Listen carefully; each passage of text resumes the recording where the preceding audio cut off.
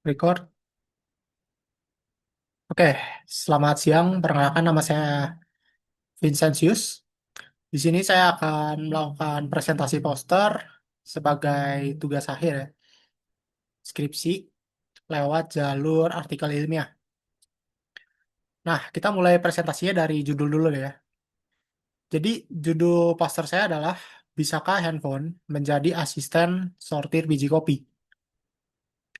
Nah, di sini kan pasti muncul pertanyaan kan, kenapa proses penyortiran biji kopi ini perlu bantuan handphone?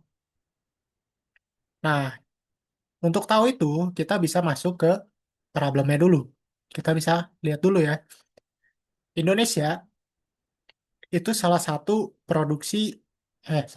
penghasil ya, biji kopi, biji kopi, penghasil kopi terbesar di dunia.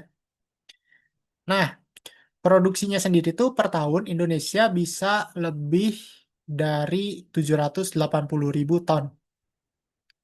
Yang dimana proses memilahnya ini tuh, penyortiran biji kopinya, itu masih dilakuin sama manusia pekerja manual. Nah, di sini menurut paper yang saya baca itu proses manual ini tuh bukan masih sih kayak dia hasil akhirnya bergantung sama manusia yang dimana manusianya itu sendiri bergantung sama kondisinya waktu itu, kondisi waktu memilahnya. Entah itu dia lagi stres, entah itu dia lagi lelah gitu kan. Tapi kondisi manusianya sendiri itu ya bisa mempengaruhi hasil akhirnya gitu. Nah, di situ jadi masalah. Kenapa? Karena hasil akhirnya itu kan balik lagi. Ada yang dijual jadi ekspor dan ada juga yang dipakai di dalam negeri. Di mana di dalam negeri sendiri itu ada 460.000 usaha kedai kopi. Nah, dari masalah ini sebenarnya inkonsistensi dari hasil akhirnya ini, hasil akhir yang tidak konsisten ini, itu ada solusinya sebenarnya. Itu adalah dengan bikin aplikasi Android. Kenapa Android? Karena kita tahu ya pengguna handphone di Indonesia tuh didominasi sama pengguna Android gitu. Jadi intinya pengguna Android lebih banyak dibanding pengguna iPhone. Yang artinya dengan membuat aplikasi Android kita bisa bikin solusinya jadi se-aksesibel mungkin, seluas mungkin gitu aksesnya. Nah, aplikasinya sendiri tuh kita bakal buat tugasnya untuk mendeteksi biji kopi cacat secara real time, cuman dengan modal kamera handphone. Nah, model yang dipakai untuk si aplikasinya ini itu adalah model YOLO ya atau You Only Look Once, yang dimana untuk dijalanin di aplikasi Android kita butuh convert dulu modelnya ke bentuk TensorFlow Lite. Nah, dari solusi ini gimana hasilnya? Kita bisa lihat hasilnya dari grafik ini. Itu pertama ada 5 metrik di sini dan ada satu metrik, ya kan, FPS. Kelihatannya kayak cuman ada 6 metrik, tapi sebenarnya ada 7 metrik karena satu metrik lagi tuh dipakai buat ngitung FPS ya. Tapi intinya 7 metrik ini dipakai untuk menilai si model kelayakan si model AI-nya. Pertama, kita butuh lihat 5 metrik ini. 5 metrik ini dipakai untuk menilai eh, seberapa pandai si model mendeteksi biji kopi, satu. Dan yang kedua adalah seberapa akurat prediksi si model ke biji kopi itu.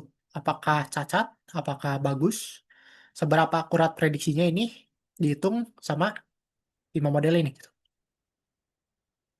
Sebenarnya setiap model itu punya apa namanya perannya masing-masing, tapi biar lebih general dan gampang dipahami, kita cuman perlu lihat MAP-nya aja dulu. Karena ini lebih apa ya, lebih luas lah.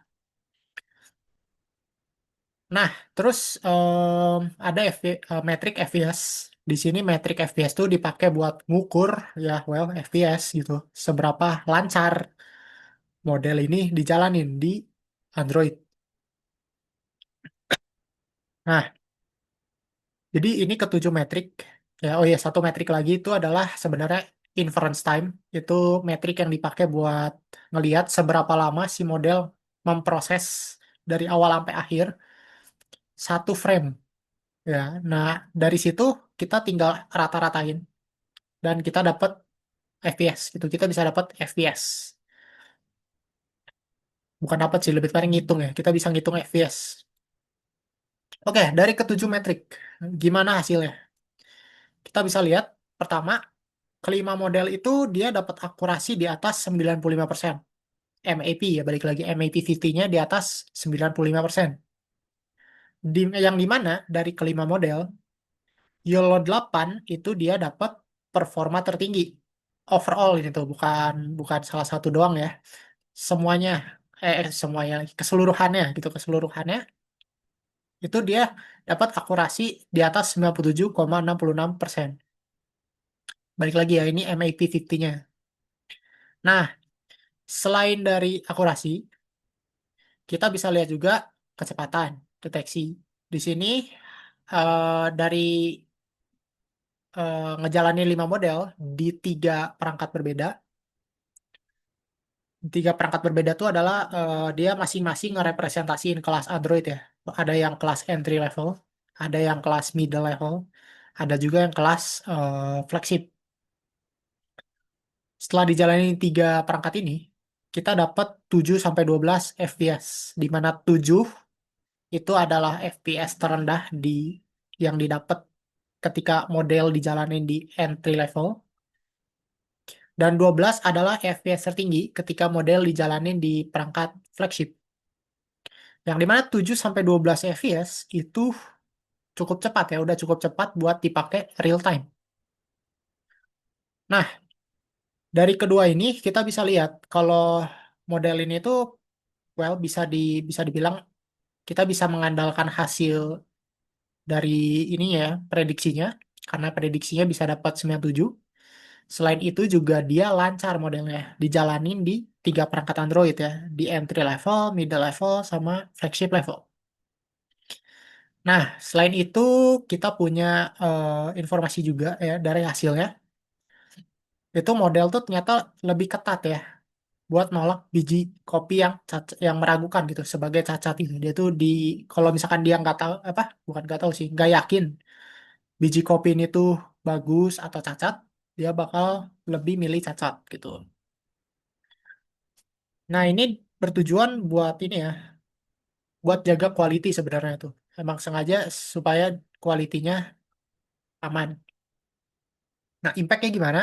Impactnya adalah pertama, teknologi ini ya jelas bisa membantu gitu. Membantu siapa? Petani, pelaku UMKM, sama pemilik kedai kopi kecil. Buat apa? Buat menyortir biji kopi ini tuh tanpa harus mempekerjakan tenaga ahli atau membeli alat yang mahal. Cuman dengan modal handphone Android. Hasil yang mereka eh, dapat bisa lebih konsisten. Balik lagi ya, konsisten di sini artinya dia nggak bergantung sama kondisi manusia gitu. Kayak capek atau stres. Hasilnya bisa lebih konsisten dan kualitasnya juga bisa lebih terjaga gitu ya. Mulai dari kebun sampai ke cangkir. Nah, sekaligus ya, selain dari itu juga bisa ngebantu pelaku usaha kecil buat bersaing ya, karena kan ada masalah iklim juga ya. Sebenarnya tuh, iklim tuh juga bisa mengganggu produksi kopi dan kalau nggak salah tuh bisa bikin hasil panennya jadi lebih banyak yang cacat juga. Nah, tapi intinya adalah ini hasilnya udah cukup ya sebenarnya untuk membantu petani, pelaku UMKM, atau pemilik kedai kopi kecil. Oke, itu doang sih sebenarnya presentasi dari poster saya sebenarnya. Kalau gitu, sekian. Saya pamit undur diri. Sekian, terima kasih.